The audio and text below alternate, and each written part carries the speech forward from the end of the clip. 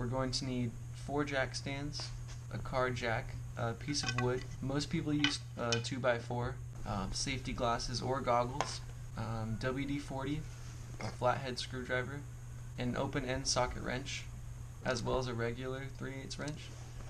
For the regular socket wrench, you will need an 18mm socket and a 9/16 socket, as well as a T45.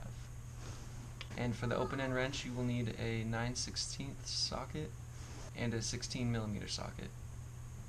You may also need an adjustable wrench. So you're going to jack it up, put your jack stands under the car, and then repeat it for the opposite side. Now I have found that it's easiest to assemble the exhaust before installing, and then once you have it on the car, you can loosen the sections and adjust it and line it up. So next we're going to take our 18mm socket and remove the rear lower brace. Now my braces are aftermarket, so yours will look a little different, but they are mounted in the same spots with the same hardware. Next you'll remove the larger lower brace with your T45. Now grab your open-end 16mm socket and remove the clamp that attaches the CAPEC exhaust to the downpipe.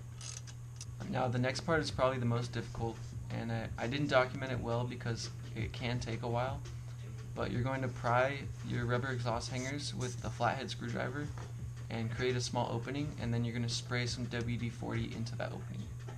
And then just keep working them with the flathead and spraying them with WD-40 until you get them off.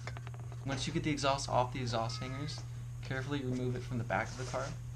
Then slide the new system under the car from the rear as well, and start by hooking the exhaust system to the driver's side hanger and then the other hanger.